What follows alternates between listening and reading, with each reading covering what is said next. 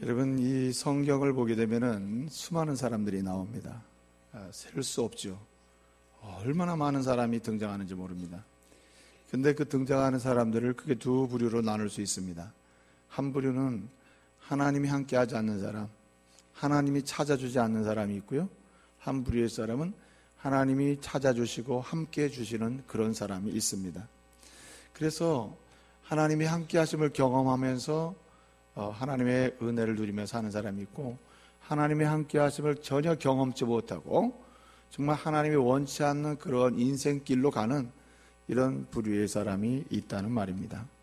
그래서 하나님이 함께하는 사람들은 성경은 증언하기를 그들은 하나님의 영광을 드러내고 하나님의 거룩함을 노래하고 하나님께서 그들의 인생 여정 속에 주신 역할과 사명과 그리고 인생 여정을 충분히 아름답게 감당하고 이루어가면서 하나님께 영광을 돌리는 것으로 그렇게 증언을 하는 것을 볼 수 있습니다.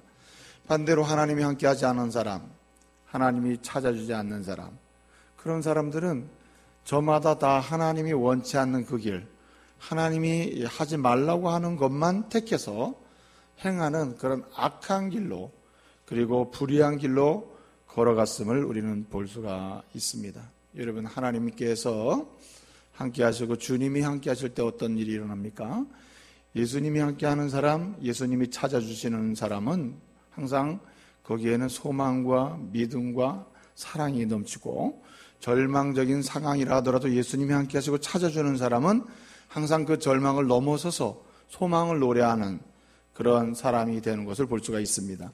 여러분, 우리 예수님이 함께하고 예수님이 찾아가셔서 그 영혼 깊숙이까지 찾아가서 그 영혼을 터치해 주시고 만져주는 사람 어떻습니까? 그는 세상이 자신을 둘러진치고 그리고 끊임없이 공격하고 그리고 공고하게 만들지라도 그것에 의해서 무너지지 아니하고, 세상이 도전이 거세면 거셀수록 오히려 성령 충만해서 하나님께서 의도하신 인생길을 강하고 담대하게 승리하며 걸어간 것을 볼 수가 있는 것입니다. 사랑하는 믿음의 가족 여러분, 어떤 사람이 되기를 원하십니까? 여러분, 예수님이 때를 따라 함께 하시고 심지어는 예수님이 때를 따라 여러분을 찾아가 주시는 그런 믿음의 사람 되시기를 말씀으로 축복합니다. 여러분, 주님이 만난 사람들은 셀 수 없이 많습니다. 우리 예수님이 이 땅에 오셔서 얼마나 많은 사람을 만났습니까? 또 많은 사람이 예수님을 만났습니까? 근데 여러분, 그 예수님을 만났음에도 불구하고 어떤 사람은 스쳐서 지나가는 사람, 마주쳐서 보긴 했으나 돌아서 가는 사람, 이런 부류의 사람이 있었고요. 예수님을 만나고 진실로 인격적으로 예수 그리스도와 함께하고 예수님이 함께해 주시는 은혜를 경험하면서 산 믿음의 사람의 부류가 있다는 말입니다. 여러분, 우리는 오늘 이 시간에 주의 은혜 가운데 이 주의 전에 올라와 있는데요, 혹시라도 이 시간에 예수 그리스도와 상관없는, 예수님과 무관하게 이렇게 신앙생활을 했거나 예수님과 상관없이 지금까지 개개인의 인생을 추구해 왔다면 오늘 이 시간이 예수님을 만나는 시간, 예수님과 함께하는 시간, 그래서 앞으로의 인생 여정도 예수님이 함께 하시는 인생, 예수님이 찾아가 주시는 인생, 그 영혼 깊숙이 주님이 찾아오셔서 때를 따라 만져주시고 그리고 아주 생생하게 주님의 은혜를 경험하도록 인도함을 받는 그런 믿음의 종들 되시기를 말씀으로 축복합니다. 여러분, 오늘 말씀은 우리에게 아주 중요한 사실을 알려줍니다. 어떤 사람이 하나님이 함께하는 사람이요, 어떤 사람이 예수 그리스도께서 끊임없이 찾아가 주시면서 은혜를 베푸시고 찾아가 주시면서 그 약함을 치료하시고 찾아가 주시면서 문제를 풀어주시고 찾아가 주시면서 결국은 소원하시는 항구, 주님이 허락한 소원의 인생의 소원의 항구에 도달하도록 그렇게 은혜를 입는지를 말씀은 보여주고 있습니다. 여러분, 인생은요, 참으로 하나님께서 이 땅에 보내시고 마지막 하나님께서 데려가시고자 하시는 그런 영원한 하나님 나라, 성경은 그것을 소원의 항구라고 했습니다. 누구든지 인생에 보냄을 받으면 인생의 모든 할례를 다하면서 궁극적으로 주님이 내게 주신 소원의 항구, 내가 궁극적으로 내 영혼이 가고자 하는 그 항구, 하나님 나라에 도착하기를 원하는데, 이런 인생을 살아가도록 주님께서 은혜를 주시는 것입니다. 그래서 여러분, 인생을 이제 보냄을 받아서 주님을 만나게 되면 그때부터 주님이 허락한 궁극적인 소원의 항구를 향해서 달려가는데, 뿐만 아니라 연령별로 예컨대 40대든 50대든 60대든 70대든 하나님이 이 땅에 머물도록 생명의 복을 주시는 범위 속에서 각 연령대별로 도착해야 될 소원의 항구가 있다 이 말이죠. 반드시 이루어야 하고 도달해야 될 지점이 있고, 또다시 그 다음 때 연령이 되면 또 도달해야 될 지점이 있도록 그렇게 주님은 우리의 인생을 만들어 주신 것입니다. 그렇기 때문에 우리에게 주신 때로는 어떠한 한 시간대별로 또는 연령대별로 도달해야 될 소원의 항구, 궁극적으로 우리에게 주신 천국이라고 하는 영원한 하나님 나라라고 하는 그런 소원의 항구에 도달할 수 있는 방법은 우리 힘으로는 안 돼요. 어떻게 가능한가? 우리 주님께서 함께 하실 때, 그래서 주님께서는 때마다 시마다 찾아오셔서 우리와 함께 하시면서 우리를 인도하실 때 우리는 소원의 항구를 향해서 달려가게 될 줄로 믿습니다. 시편 107편 28절 이하를 보게 되면 시편 기자는 그렇게 노래하고 있습니다.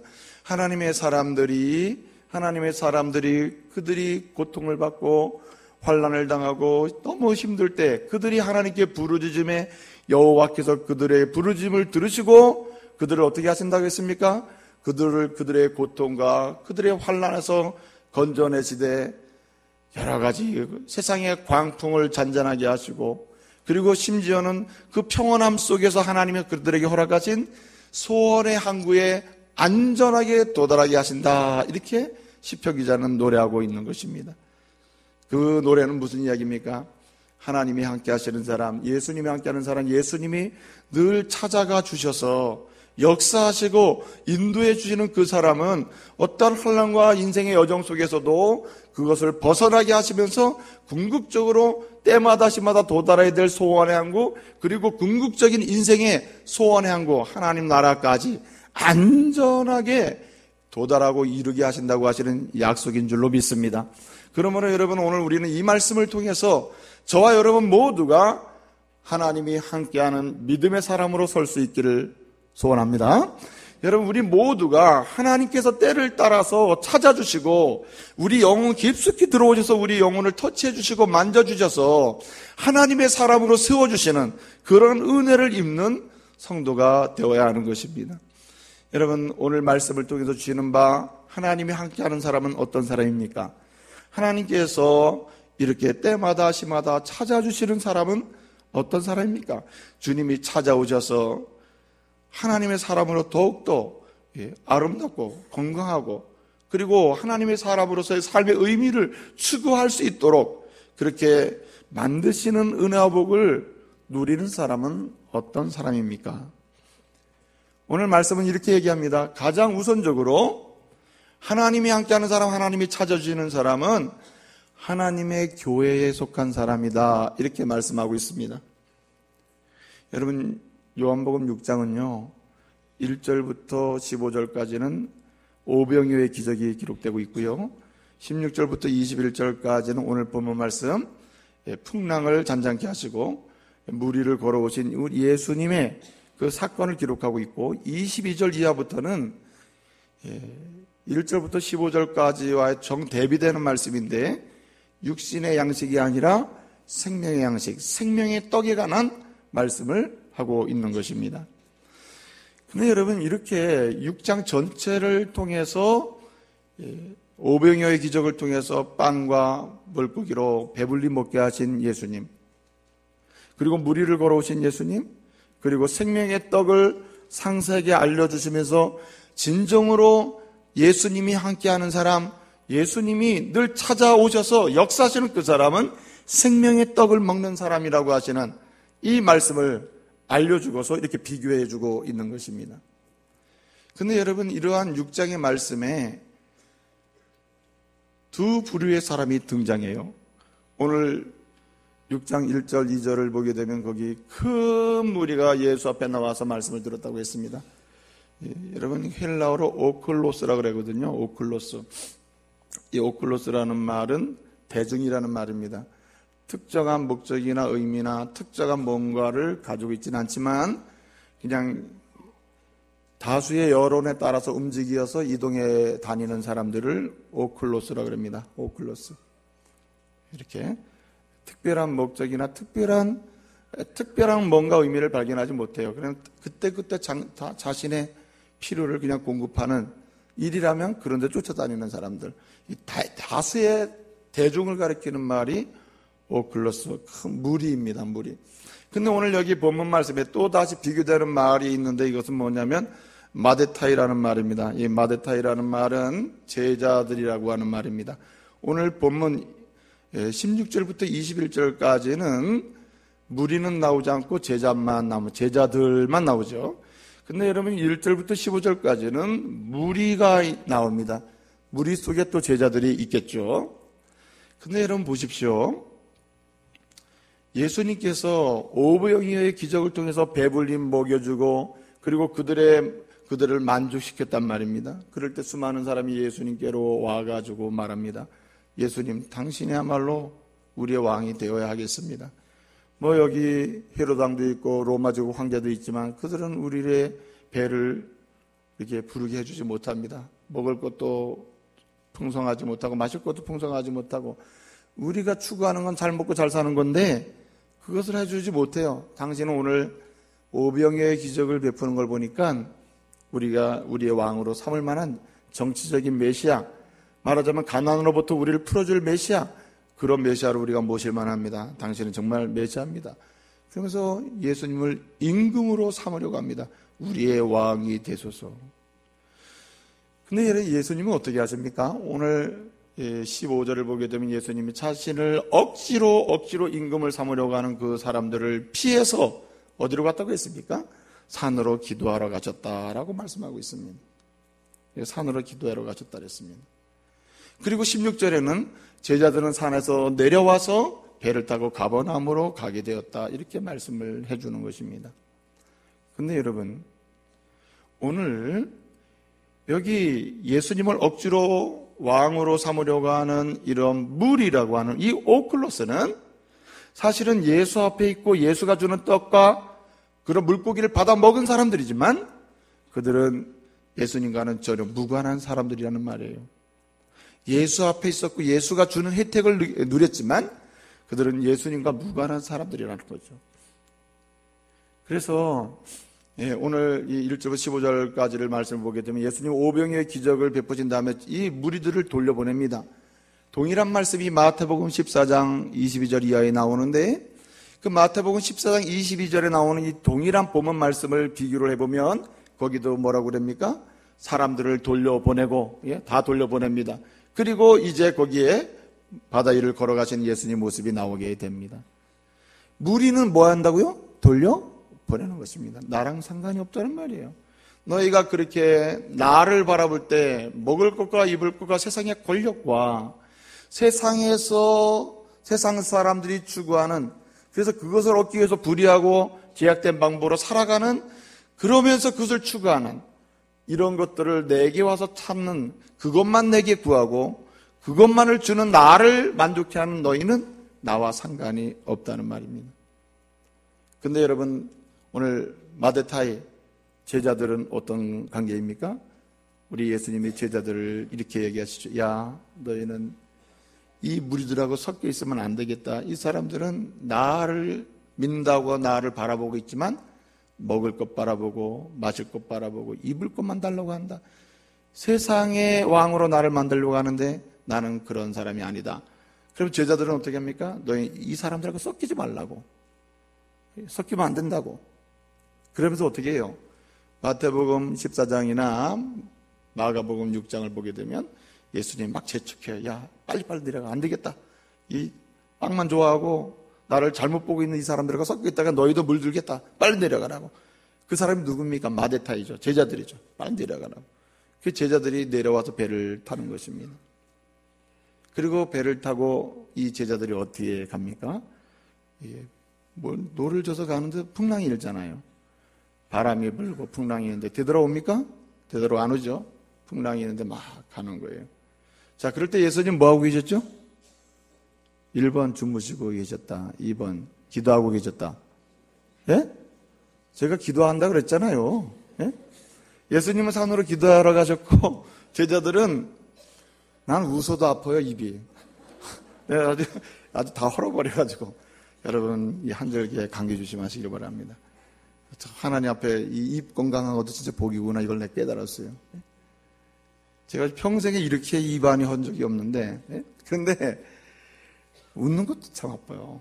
자, 예수님이 이렇게 내려가라 했단 말이에요. 근데 여러분 이 제자들만 따로 뛰어서 마데타이 이들을 배를 타고 가게 하는데 풍랑이 일잖아요. 풍랑이 있는데 이들이 배를 몰고 계속 간단 말이에요. 근데 예수님 뭐 하고 계신다고요? 기도하고 계신다니까요. 이게 교회의 모형이에요. 여러분 오늘 이 시대의 교회는 어떤 공동체인가? 예수 앞에서 나는 죄인이고 예수는 나의 유일한 구주시며 구주임을 고백하면서 그 주님 사랑받고 주님을 사랑하는 사람들이 모여서 그 죄의 폭풍이 막 세상에서 막 밀려와요. 그런 가운데서 우리는 믿음의 노를 짓고 있는 거예요. 얼마나 힘들어요, 여러분. 정말 예수 제대로 믿으려면 힘들어요. 예? 그 죄의 폭풍, 막 죄의 바람이 불고 죄 폭풍이 막 불어오거든. 돌풍이 불어오는데 그 폭풍을 지나가지고 우리는 가야 될 항해를 계속해야 하는 거야. 예, 노를 져가면서 가는 거예요. 여러분, 제자들이 노를 짓고 있지만 누가 기도하고 있어요? 예수님 누구를 위해 기도할까요? 1번 무리, 2번 제자. 당연히 제자죠. 제자를 위해서 기도하는 것입니다. 이게 교회의 모형이라니까요. 오늘 우리가 죄의 폭풍을 맞이해가지고 세상은요, 죄의 폭풍이 항상 일어나요. 좀 잔잔해진 것 같으면 또 폭풍이 일어나고 또 잔잔해가 또 폭풍이 일어나고 이 죄의 폭풍으로부터 자유로울 때가 별로 없어요.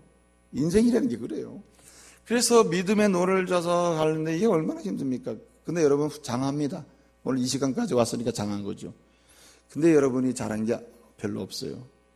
여러분 누가 기도하고 계신다고요? 주님께서 하늘의 보좌 우편에서 성부 하나님께 우리를 위해 기도하고 계심을 믿으시길 바랍니다. 그래서 여러분 이 산에서 기도하시는 예수님 배를 노를 져 나가고 있는 제자들 이 교회거든요. 교회 모형인데 이런 오늘날의 아름다운 교회의 모형은 아무리 죄의 폭풍이 불어와도 노를 져 계속 나가는 것이요. 그런 것도 예수님이 기도하시는 능력으로 우리가 승리하는 거예요. 그렇죠? 그렇다는 거죠. 그렇기 때문에 우리 주님은 누구와 함께 하신다고요? 무리가 아니라 제자와 함께 하시는 거예요. 제자가 어떤 사람입니까? 그러면 제자는 세 가지가 동반되는 거예요. 첫째는 자기가 죄인임을 고백한 사람이 제자가 되는 것입니다.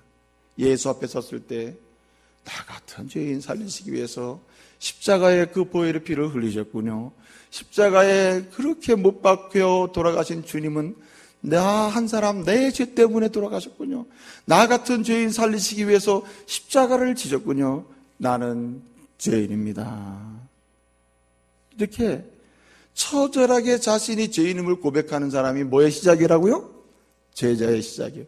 여러분 하나님의 교회에 진실로 교회에 소속되어 있는 사람인지 아닌지는 뭘로 알 수 있느냐?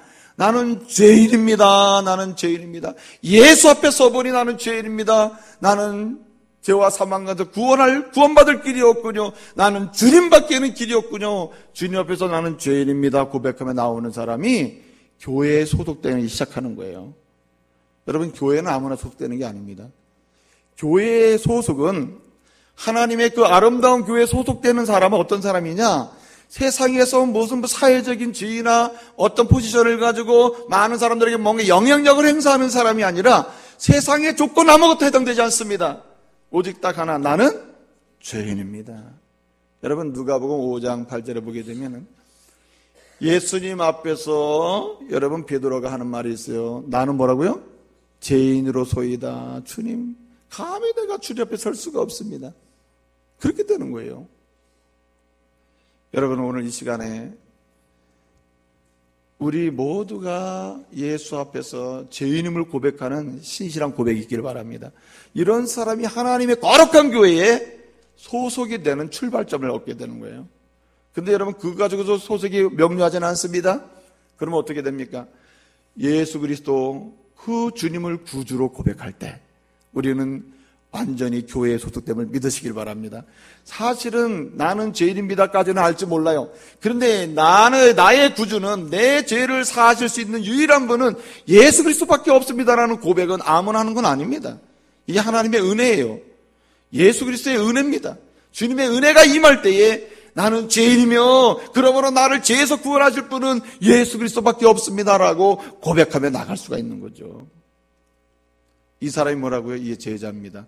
무리에서 벗어나는 자라. 여러분, 자기의 죄인이며 이 죄에서 구원하실 이는 오직 예수 그리스도밖에 없습니다. 예수님 그 피 흘리심으로 인해서 내가 죄 사함 받았습니다 고백할 때 우리는 무리에서 뭐가 돼? 벗어나게 되는 것입니다. 오클로스에서 마데타이가 되는 거예요. 마데타이가. 그래서 제자 속으로 들어오게 되는 은혜를 잊게 되는 거예요. 하나님의 거룩한 교회에 들어오는 은혜가 있게 된다 이 말이죠. 그래서 마태복음 16장 16절을 보게 되면 베드로가 뭐라고 얘기합니까? 주는 그리스도시서 살아계신 하나님의 아들입니다. 예수님 당신만이 나를 구원하신 유일한 구주십니다라고 고백하는 거 아니에요. 그리고 여러분, 교회에 소속된 사람이다 하는 것의 마지막 증표 중에 하나가 뭐냐면, 여러분 요한복음 21장에 가서 보면은 우리 예수님과 베드로와의 대화가 나와요. 사도 요한의 상세히 기록해 놨잖아요. 내가 나를 사랑하느냐? 예, 사랑하는 주님이 아시지 않습니까?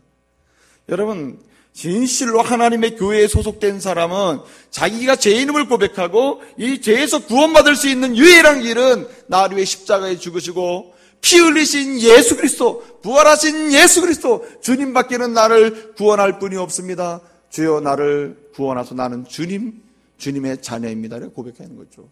그리고 이제는 내 인생 그렇게 사랑했던 것 많고 좋아했던 것 많은데 이제는 내 인생의 유일한 사랑의 대상을 누구로? 그리스도로 삼겠습니다. 주님이 나를 사랑하시듯이 나도 주님 사랑하며 살겠습니다. 이러고 하는 거예요. 이런 사람이 어디 속했다고요? 교회에 속해 있는 거예요. 이런 사람이 마데타이, 제자에 속한 사람입니다. 그래서 여러분, 이 가시적으로 하나님의 교회에 속해 있다, 안 속해 있다라는 것을 아는 방법이 뭐가 있어요? 가시적인 것. 주님께서 가시적인 표시를 하나 주셨어요. 그게 뭐죠? 그 가시적인 표시가 세례입니다. 세례입니다. 여러분, 이 신앙생활 하면서 세례 받으려면 세례 안 받겠다고 하는 사람 많은데 그건 신앙이 잘못됐거나 성경을 잘 몰라서 그럴 수 있어요. 여러분 보세요. 나는 죄인입니다. 예수밖에는 나를 죄와 사함에서 구원할 분이 없습니다. 주님 때문에 내가 죄 사함 받고 하나님의 자녀가 되었습니다라고 이렇게 진실로 믿음으로 고백하는 사람은 성령 세례를 받은 거예요. 성령께서 그 마음을 새롭게 하신 겁니다. 그러니 이런 성령 세례 받은 사람은 누가 못하게 말리더라도 나는 뭐 받겠어요? 세례를 받겠습니다고 주님 앞에 막 나온단 말이에요. 그렇기 때문에 여러분, 수년을 예수를 믿고도 난 세례를 안 받았어, 나는 그냥 안 받고 다닐 거야, 이런 분이 있으면 회개하셔야 됩니다. 믿음이 아직도 없고 말씀을 잘 몰라서 그렇다면 이제 말씀을 배워서 아 그렇구나, 하나님의 교회에 온전히 소속하는 것이 대단히 중요한 문제구나 말이에요. 성령으로 세례받고 예수를 구주로 고백하면서 그렇게 고백한 사람은 당연히 모든 하나님의 백성들 앞에서 물로 세례로 인칩을 받아가지고 하나님의 자녀됨을 공표를 해야 되는 거예요. 자 보세요. 여러분, 예수님께서 제자들에게 말씀하셨습니다. 너희는 모든 족속으로 제자를 삼아 아버지와 아들과 성령의 이름으로 뭘 주고? 세례를 주고 내가 분반 모든 것을 가르쳐 지키게 하라. 내가 세상 끝날까지 너희와 항상 함께 있겠다고 그랬어요. 자, 주님이 함께하는 사람, 예수님이 함께하는 사람, 예수님이 끝까지 찾아가셔서 그 문제를 풀어주는 그 은혜를 입는 사람은 하나님의 교회에 속한 사람이요, 예수 앞에서 죄인임을 고백하는 사람이요, 그리고 예수밖에는 나의 구원의 주가 없음을 고백하면서 성령 세례 받고 뭐한 사람? 세례 받은 사람, 물로 세례 받아서 공적으로 하나님의 교회에 속한 사람, 그런 사람에게 주님이 함께 하신다는 약속을 하신 거예요. 그래서 주님은 제자 삼고 가르쳐서 세례를 베풀러 가신 거예요. 그리고 주님은 그들과 어떻게 하신다고요? 함께 하시는 거예요. 여러분, 혹시라도 세례에 대해서 무관심하거나 세례가 뭐 이렇게 중요하냐, 세례의 가치를 인식하지 못했던 분이 여기 있으면요, 여러분, 주여 성령 하나님께서 내 마음에 은혜를 주셔서 예수를 구주로 고백하게 하셨는데 이제 제가 이 아름다운 은혜를 예수밖에는 나의 구주가 없음을 만방에 공개적으로 알리면서 하나님의 교회의 공적으로 가시적인 회원이 되겠습니다. 기도하면서요, 준비하시기를 바랍니다. 하나님께서 그와 함께 하시는 거예요. 여러분, 우리 주님께 속한 사람에게 주님이 함께 하시고, 주님께 속한 사람은 주님이 끝까지 책임지셔서 그 문제를 풀어 가시는 것입니다. 여러분, 오늘 여기 무리와 마데타이가 놓여 있어요. 하나님의 교회에 속한 사람을 어떻게 해요? 그 항구에 도착할 때까지, 가버나움 항구에 도착할 때까지 끝까지 함께 하시고, 가시적으로 안 보이시는 것 같지만 결정적으로 찾아와 주시고, 어떻게 해요? 인도에 가시는 것입니다. 그러므로 여러분, 하나님의 거룩한 교회에 소속되어 있다는 것에 대해서 여러분 감사하시길 바랍니다. 나는 하나님의 교회에 소속되어 있다. 여러분, 사실은 우리 교회가 원주중보교회입니다만은 하나님이 우주적인 교회가 있어요. 눈에 보이진 않지만 믿음의 백성들의 연합이 있단 말이에요. 그래서 우리는 어디를 가든지 하나님의 교회에 속한 사람이에요. 미국 교회 가도 우리는 하나님의 교회에 속한 사람이다. 세 가지 조건 때문에. 첫째는 뭐라고요? 나는 죄인입니다. 그래서 여러분, 이 눈물의 고백이 좀 있어야 돼요. 하나님의 교회에 들어와서 나는 한 번도 내가 죄인임을 자각한 적이 없고, 내가 죄인이라는 사실을 깨달아서 너무너무 슬퍼가지고 눈물을 흘린 적이 없어. 그리고 나는 죄인인지 아닌지 나 지금도 몰라. 그러면 여러분 기도하셔야 돼요. 그리고 중보기도를 부탁하세요. 나는 사실은 교회는 다니긴 다닌단 말이야. 난 내가 죄인이라는 말이 이해가 안 되고 지금도 내가 죄인이라는 것이 느끼지도 않을 뿐더러, 그러니 예수와 나 사이에 특별한 관계가 아직도 없는 것 같아. 이런 느낌과 이런 생각과 이런 마음이 들거들랑 구원에 가는 이 복음의 약속의 말씀을 붙들고 주님, 나로 하여금 죄인임을 알게 하옵소서 기도하시길 바랍니다. 주님께서 아주 긍휼히 여겨 주세요. 죄인임을 알기를 소원하는 사람 주님 긍휼히 여겨 주셔서 예수 그리스도의 피값으로 그 제사함의 은혜를 받게 하시면서 큰 감동과 희열과 감격을 누리게 하셔요. 또 한 가지는 오늘 말씀을 보게 되면요, 우리 예수님은 어떤 사람과 함께 하시고 어떤 사람을 끝까지 찾아가셔서 함께 하시는 그리스도의 말씀에 순종하는 사람입니다.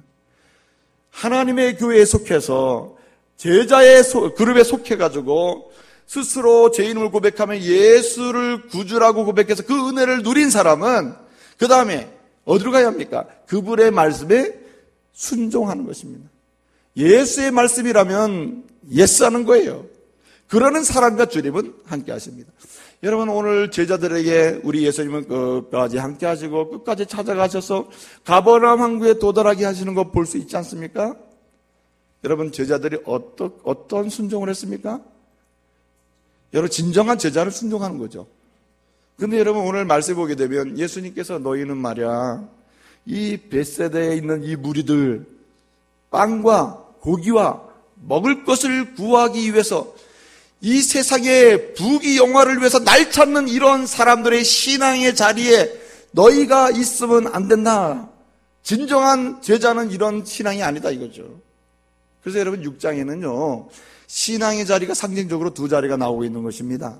하나는 벳세다고 하나는 가버나움이에요. 가버나움은 어떤 곳입니까? 22절 이하에서 가버나움의 이제 장소가 나오는데 22절 이하에서 이 가버나움에서 무슨 일이 일어납니까? 먹는 음식을 주는 게 아니라 영원한 생명의 떡에 관해서 말씀하시고 예수님이 내가 곧 생명의 떡이다. 나를 먹고 마시고 썩지 않을 양식 나를 먹고 마실 때 너희는 영생하고 너의 인생은 진정으로 행복함이 시작되는 것이다 말씀하잖아요. 근데 여러분 예수님이 명령하십니다. 사람은요 예수님을 믿으면서도 다 어떻게 믿습니까? 또 어떤 마음이 있습니까?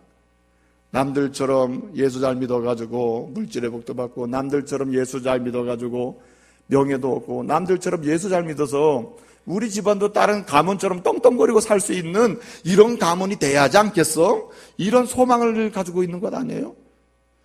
대부분이 이것에 일차적인 목적을 두고 예수를 찾는 경우가 많단 말이에요. 이런 신앙의 자리는 어떤 자리냐? 벳세다 신앙의 자리라는 거예요. 그런데 여러분 이런 신앙의 자리를 가진 사람 대부분이 알고 보면 마데타이, 제자가 아니라 뭐예요? 무리라는 거예요, 무리. 여러분, 교회를 다니는 수많은 사람이 얼마나 많습니까? 얼마나 많은 사람이 하나님의 교회를 나오고 있습니까? 근데 여러분, 이렇게 세상에서 사는 동안 세상 것을 마음껏 구하고 누리고 쓸고 그리고 경험하고 부귀영화를 체험하는 이것을 위해서 예수를 믿는 사람이 한두 명입니까? 근데 예수님이 말씀하시는 건 뭐라고 말씀하십니까? 오병이의 기적을 일으키고 수많은 사람이 이것에 매여가지고 당신이 우리에게 먹고 살 것을 주시는 유일한 분이군요. 이제 당신 따르겠습니다. 당신 따르면 먹고 사는데 문제가 없겠습니다. 그럴 때 예수님의 제자들에게 안 된다. 너희는 이 오클로스, 이 무리와 섞이지 말아라. 섞여서는 안 되겠다. 그리고 뭐라고 명령합니까? 너희는 내려가서 배 타고 어디로 가라? 가버나움으로 가라. 이렇게 말씀하시는 거예요. 이 상세한 설명이 마태복음 14장에 나오고요. 마가복음 6장에 나와요. 그래서 심지어는 예수님 뭐라고 말씀하십니까? 재촉했다 했어요. 야, 빨리빨리 가라니까. 예? 머뭇거리지 말고 빨리 내려가. 여기 무리에 섞이면 안 돼. 너희도 신앙에 물들겠어. 베세다 신앙, 먹는 것 구하는 신앙에 물들겠어. 이래서는 안 되겠어. 그건 아니야. 빨리 들어가라고. 그리고 배 타고 가게 만듭니다. 자, 여러분 혹시 예수를 찾은 이유가 건강을 얻기 위해서, 예수님을 찾은 이유가 물질을 충분히 누리기 위해서, 예수님을 찾고 이 교회에 나온 이유가 세상에서 사는 동안에 남들처럼 뭔가 충분히 누리고 충분히 경험하고 충분히 소유하고 이렇게 좀 살아보기 위해서 예수를 찾았다면, 여러분 제가 장담하는데 예수님은 여러분과 함께 하지 않습니다. 그런 사람과 예수님이 함께 하시지 않습니다. 그런 사람을 찾아가지도 않습니다. 주님이 거기에 존재하지 않습니다. 근데 여러분, 그런 자리에서 여러분 오늘 지금까지 그렇게 살아왔습니까? 이제 떠나세요. 그 자리에 나오세요. 그런 거 구하지도 마시고 그렇게 살지도 마세요. 그러면 여러분 어떤 마음이 듭니까? 아니, 예수 믿어서 좀 잘 살아보려고 교회 나왔더니 그게 아니라면 어쩌자는 얘기요. 예? 뭐 어떻게 하라는 얘기냐, 이렇게 말할 거 아니겠어요? 그러면서 나는 다른 교회도 가보니까 예수 믿으면 복받고 물질에 복받고 권세도 얻고 뭐 다 한다는데 예수 믿어 그거 해보겠다는데 뭐가 잘못이야? 그거 내가 추구하는데 나는 그런 교회 찾아다닐 거야. 이런 사람도 있을 수 있겠죠. 근데 예수님은 말씀하십니다. 그런 신앙의 자리에서 어떻게 떠나라고 말씀하신 겁니다. 여러분, 12 제자라고 해서 그렇게 돈, 세상의 부귀영화에 대한 소망이 없었겠어요? 당연히 있죠. 그렇죠? 근데 여러분, 제자들도 원했을 겁니다. 갖고 싶었을 거예요. 추구하고 싶었을 거예요. 그러나 예수님이 말씀하시니 이거 신앙이 아니라고 하시니, 이것을 추구하면 안 된다고 하시니, 그것이 1차적인 신앙의 목적이 아니라고 하시니, 나는 예수님의 말씀대로 어떻게 해요? 이곳을 떠나겠습니다. 떠나는 거예요. 사실 제일 결별하기 어렵고 제일 분별하기 어렵고 구별하기 어려운 신앙의 자리가 소유와 물질에 관한 부분입니다. 정말 어려워요.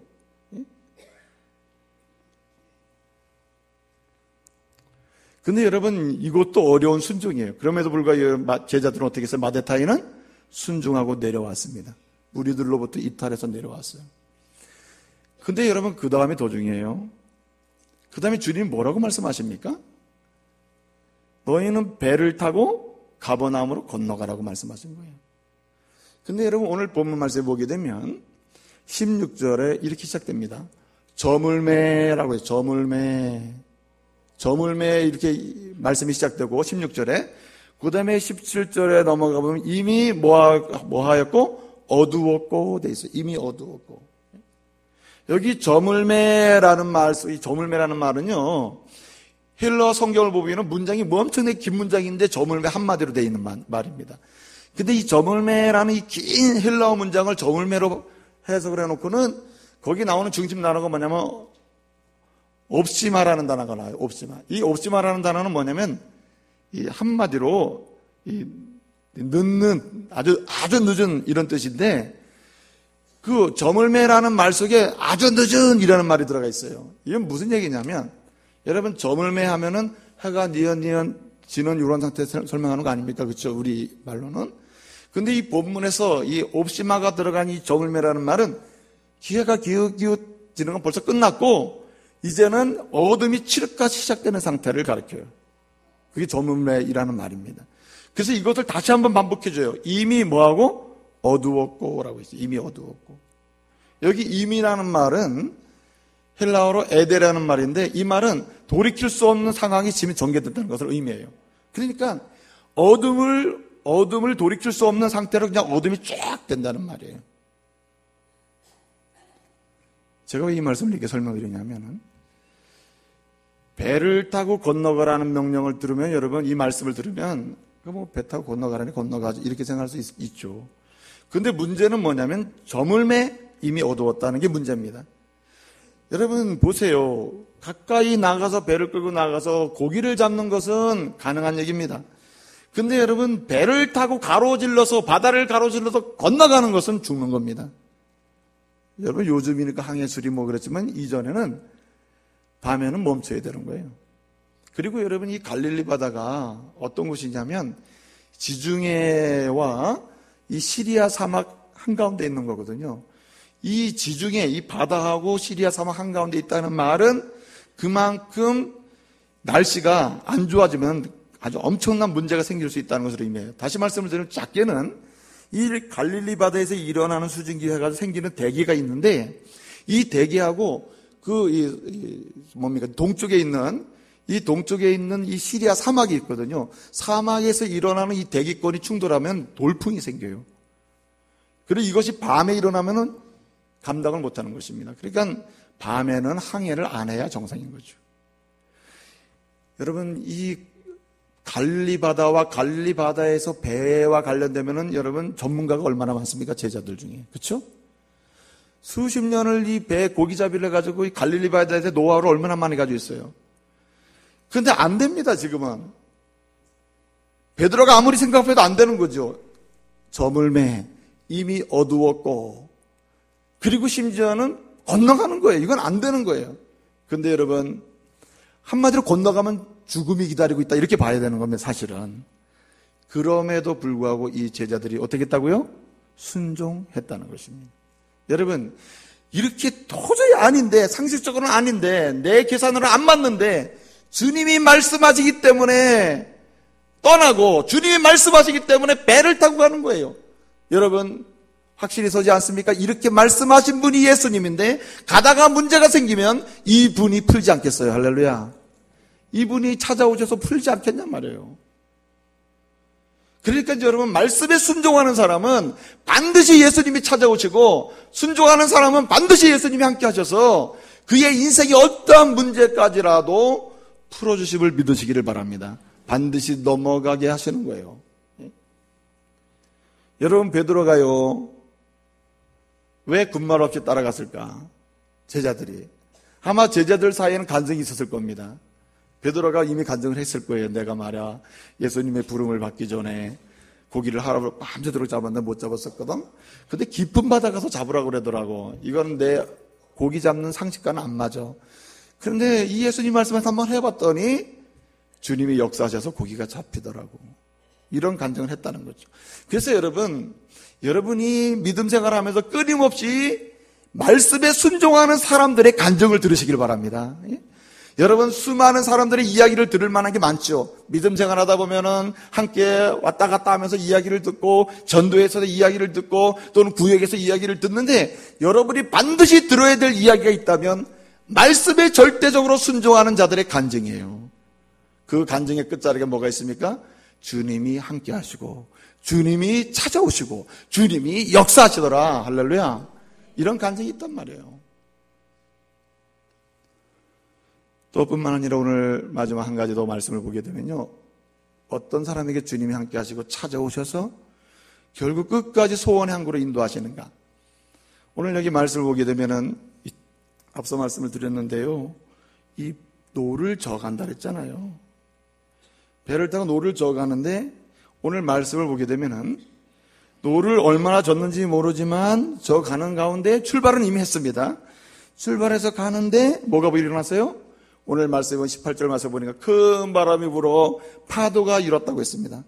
여기 파도가 이 본문에 파도가 일었다는 말은 원문상으로 무슨 뜻이냐면 일어났다가 멈췄다는 게 아니라 계속 점점 더 세지는 것을 가르쳐요. 점점 더 센 바람, 센 파도가 막 일어나고 있는 거예요. 근데 여러분 오늘 말씀 보니까 18절에서는 큰 바람이 불어 파도가 일어났다 그랬고 19절에서 뭐라고 말씀하고 있습니까? 그 제자들이 그럼에도 불구하고 뭐를 줘? 노를 줘. 몇 리쯤 갔더라? 10여리쯤 갔다 그랬어요. 이 기가 막히지 않습니까? 여러분 지금 바람은 마가복음이나 마태복음 14장의 말씀을 보게 되면 바람이 어느 쪽에서 온 걸로 되어 있냐면 가버나움 쪽에서 이렇게 불어온 걸로 되어 있어요. 돌풍이. 예? 베스다 쪽에서 불어가는 쪽이면 얼마나 좋겠습니까? 가더라도. 가버나움 쪽에서 이쪽으로 거꾸로 불어오는 겁니다. 역풍이지 역풍. 예? 막 불어오는 거예요. 그럼에도 불구하고 제자들은 어떻게 했다고요? 자신의 할 일을 사명을 끝까지 감당했다는 거예요. 일의 결과를 따지지 않냐고 우리가 가버나움에 도착할 수 있을까? 잘 갈 수 있을까? 중간에 빠지지는 않을까? 바위가 파손되지는 않을까? 이런 질문 던지지 않고 그 문제는 나의 문제가 아니야. 누구의 문제? 주님의 문제라. 나는 오직 내게 하라고 하신 일 노를 지을 뿐이야. 그리고 이렇게 가는 거예요. 여러분 상식적으로는요. 조금 가다가 큰 바람이나 파도가 일어났다. 그럼 어떻게 해야 되죠? 되돌아와야지. 계속 가는 건 죽겠다는 얘기죠. 근데 여러분 이 제자들은 되돌아오질 않습니다. 어떻게 해요? 계속 전진하는 거예요. 그렇죠? 그래서 몇 리쯤 갔다고요? 10여리쯤 갔다 그랬어요. 성경 원문에 보게 되면 25스타디온, 30스타디온이라 나와 있어요. 스타디온이 이제 거리 개념인데 오늘날 킬로미터로 환산을 해보면 4.6km에서 5.6km 간 걸로 되어 있습니다. 그러니까 풍랑이 만난 상태에서 노를 저어서 노를 져가지고 4.6km를 갔다면 여러분 이 상태가 어떤 상태입니까? 엄청난 수고를 한 거예요. 땀을 흘리고 눈물을 흘리고 그리고 중에 사는 자 모든 것을 다 생명을 걸고 가는 거예요. 여러분 어떤 직분자에게 함께 하십니까? 어떤 사람에게 주님이 함께 하셔요? 주님이 하라고 하신 사명, 하라고 주신 일, 하라고 주신 역할에 대해서, 직분에 대해서, 그 자리에 대해서 어떻게 해요? 결과, 과정, 어떻게 될 거예요? 예측, 상관없이 주님이 내게 하라고 하신 일임으로 나는 오늘도 뭐예요? 노를 젓는 거예요. 네? 가는 거예요. 이렇게 할 때 주님이 어떻게 하신다고요? 반드시 버리지 않습니다. 반드시 곤비한 상태로 놔두지 않아요. 상한 상태로 놔두지 않아요. 힘든 상태로 놔두지 않는단 말이에요. 주님이 어떻게 해요? 찾아오셔서 함께 하시고 안전하게 항해할 수 있도록 은혜 주실 줄로 믿습니다. 그 주님이 끊임없이 일하는 자들과 함께 하셔요. 여러분 혹시나 요즘에 참 얼마나 살기가 힘듭니까? 우리 믿음의 가족들 중에 진짜 이 아내의 자리 정말 벅차다. 나 정말 너무 힘들다. 다 내려놓고 싶다. 훌훌 정리하고 떠나고 싶다. 이런 분이 있을지도 모르겠어요.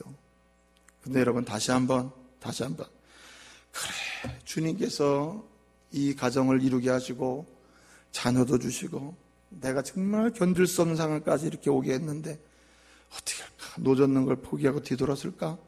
아니면 포기하고 넘어져 버릴까? 여러분 그런 마음이 들 때 주님은 누구랑 함께 하시는가? 주님은 어떻게 하시는가? 예?